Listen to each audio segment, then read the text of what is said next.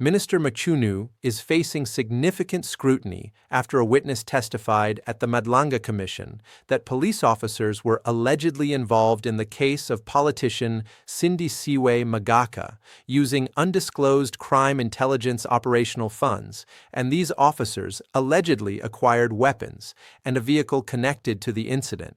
And Machunu became aware of these allegations in September last year, but instead of pursuing criminal proceedings, he permitted 2 officers to retire with full benefits and 2 remain in government employment. And now this witness has provided sworn testimony, so I'm going to show you what he said. And if you think Machunu should face accountability for insufficient action, hit that like button and subscribe, because we're covering these proceedings daily. Let's watch. Yes. The other officers, do you know if they are still within the employ of the SEPs? All I know, Chair, is that two have resigned, but it's not that they've resigned. They took early pension.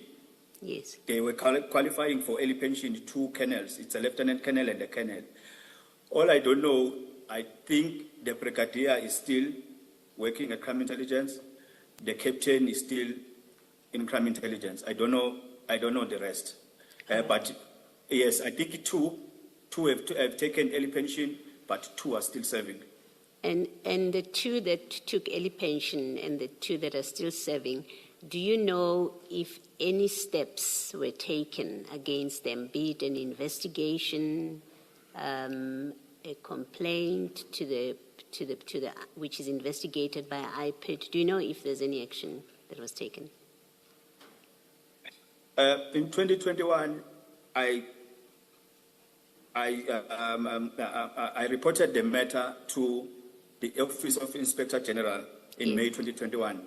Yes. And at the same time, I also reported the matter of Magaqa to the JCI of the previous administration. I know that investigations were done and the reports were made, but I don't know. Okay, I know that the reports were made. The investigation was concluded.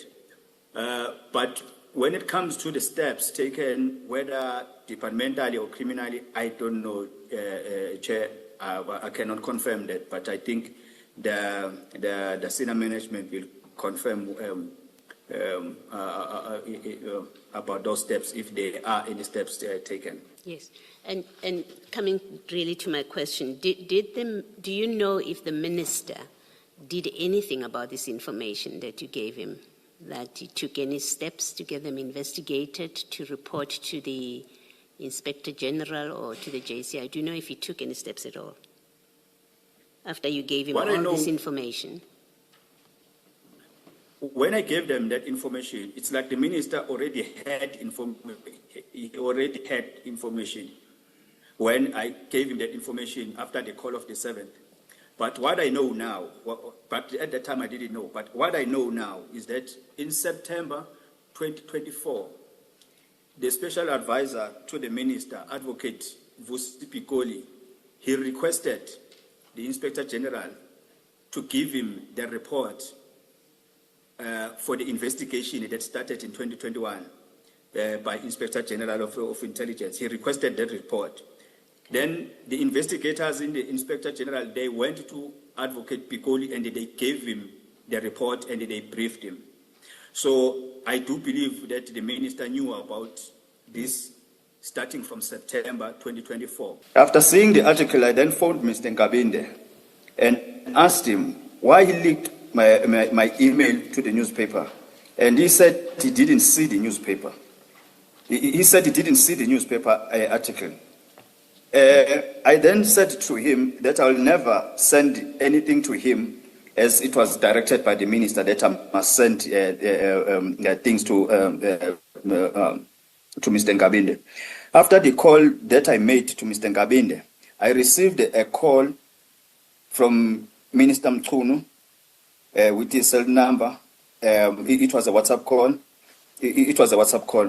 Minister Mchunu said to me that he had been informed by Mr. Nkabinde that I was accusing him of leaking my email to the newspaper.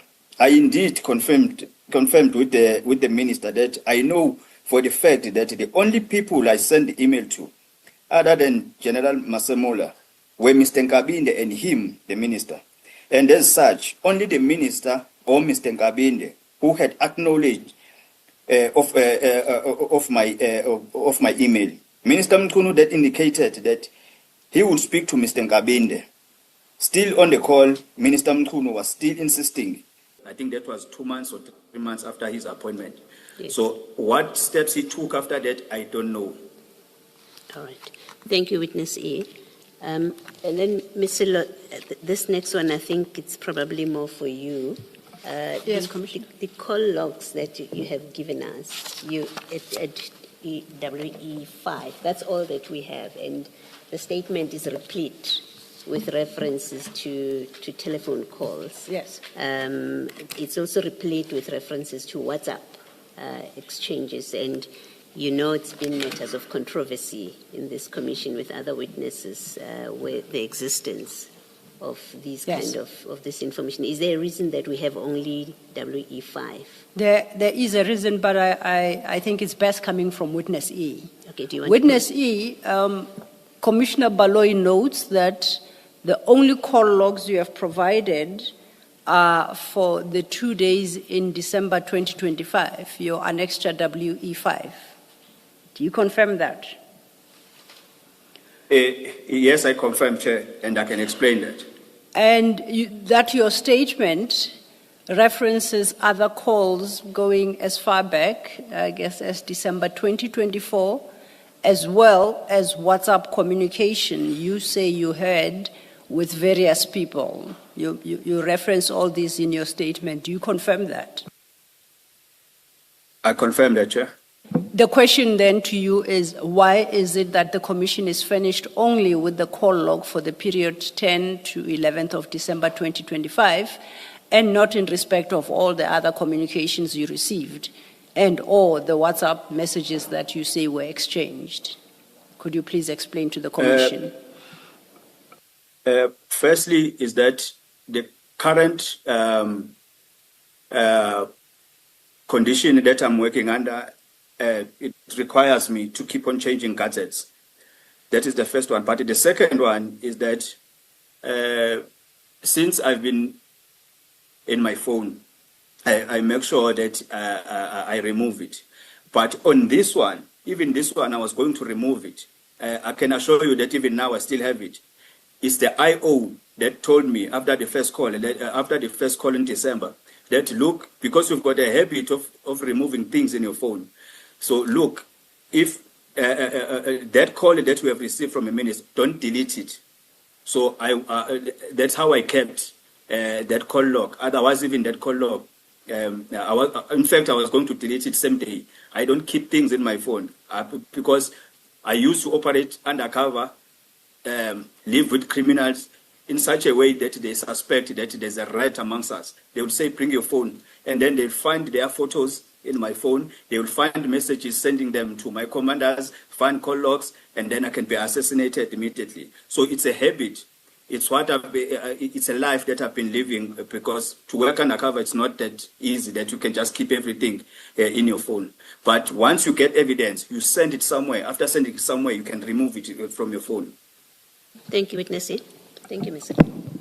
While on that, Witness E, can I confirm with you whether should the Commission seek from service providers records in respect of all these telephone numbers you provided that and you say you engaged with, do you confirm that those records will confirm what you have set out in your statement?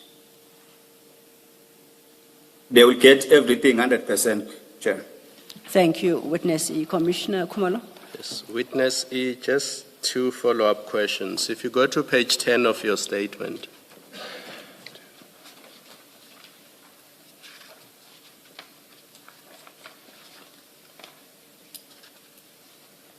are you there? Yes, I'm there, Chair. If you Yes, look I'm there, at, Chair. if you look at paragraph 28, this statement that you are presenting to the Commission is dated January 2026. How were you able to recall that that phone call was received at 2200 hours. I mean, if you don't have a record of these telephone calls, how were you able to recall that it was from that 076 number and it was at 2200 hours? I took note, Chair. I have a notebook. Then I took note. I started, in fact, after the press briefing, I started because I'm a person, the IO advised me that because you are a person who always remove things from your gadgets, each and everything that you think it might be helpful in future, just take notes. So I took note of that. That is why I can remember. And the service provider can prove that call, that indeed it is there. Okay, so you have something akin to a diary or a notebook? Yes, I do. I've got a lot. Okay, and then my last question is, after the 12 December or 11 December 2025, we are now, I think it's the 26th of January 2026. Have you received any further calls from Lindo or the minister? No, Chair.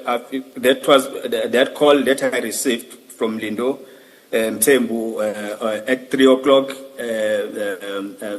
on the 11th of December 2025. That was the last call from Lindo. That was the last call from the minister. I've never received any message, any call, any communication from the minister up to date. All right, thank you. Thank you, Chair. That will be the testimony of Witness E. Thank you very much, Witness E. Shall we be ready at 9:30 tomorrow? We're scheduled to proceed tomorrow at 9:30 with the next witness. Thank you, Chair. Let's adjourn and resume at that time then. Thank you, Chair.